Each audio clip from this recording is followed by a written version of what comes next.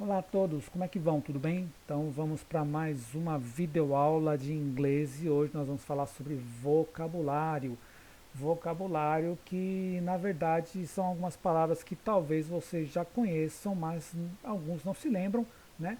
E quem não viu ainda, vamos entender aqui Days of the Week.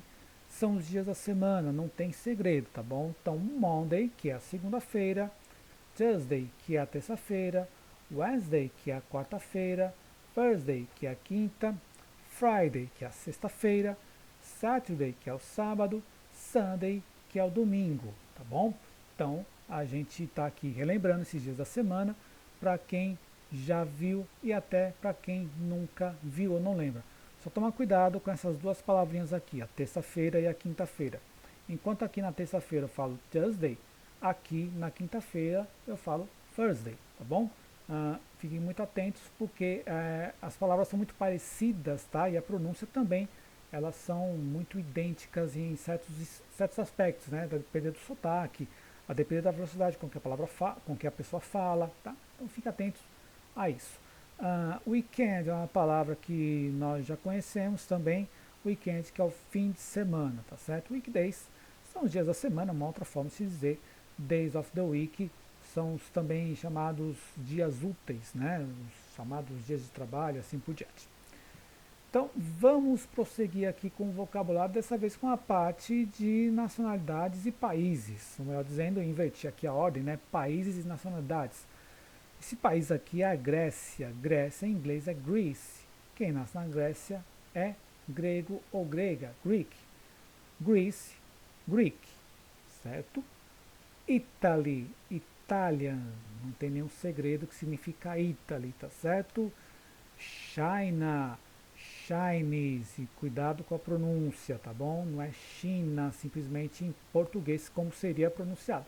China, Chinese, chinês ou chinesa. Japan, Japan, Japanese, japonês ou japonesa. México, México, Mexican. Não tem um acento aqui, né? Em português nós teríamos o acento. Então, México, Mexican. México, mexicano, mexicana. Puerto Rico, Puerto Rico, Puerto Rican. Puerto Rico é Porto Rico, um país que fica na América Central, e porto-riquenho é quem nasce lá neste país, Puerto Rican, certo? E por fim, United States of America, cuja sigla é USA. Quem nasce in the USA is American, é americano ou americana, tá certo? Então aqui é apenas uma amostra de alguns países, nacionalidades.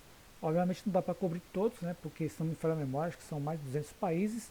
Então aqui são apenas alguns para a gente refrescar a nossa memória. Por quê? Porque é o seguinte, quando nós falamos em nomes de nacionalidades, né?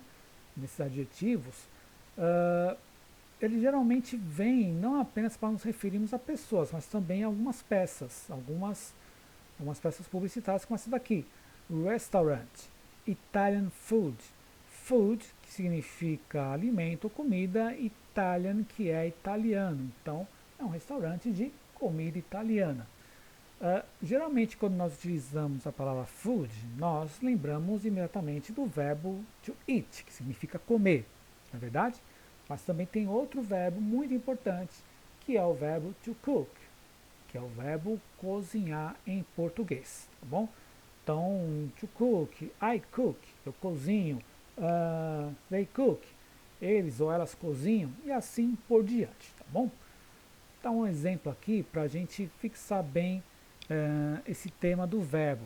Tá vendo esse carinha aqui? Esse carinha está com a bandeirinha da Grécia, nós acabamos de ver, Greece, tá bom? He cooks Greek food. He cooks Greek food. Você lembra porque tem esse S aqui ao final do verbo? Bora relembrar novamente aqui essa moça. She cooks Japanese food. She cooks Japanese food.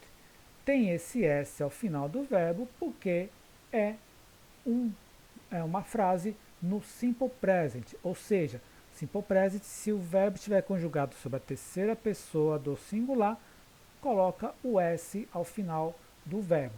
Isso aqui não é plural não, tá, gente? Então, a gente já viu isso no simple present, só para ficar bem claro para a gente. Ela cozinha comida japonesa, ele cozinha comida grega, tá bom? Só para um detalhe aqui de vocabulário, quando nós falamos de alimento, de comida, de cozinha, cozinhar, surgem essas duas palavras que às vezes confundem as pessoas. Kitchen, cuisine. Ora, ambas significam cozinha, tá certo? Sendo que elas também podem ser utilizadas para culinária. Kitchen é utilizado menos para culinária e cuisine é basicamente culinária, tá? Então, por exemplo, tem aqui esse livro, né, um cookbook, que é um livro de receitas, French Cuisine, ou seja, culinária francesa, é um livro de receitas da culinária francesa, certo?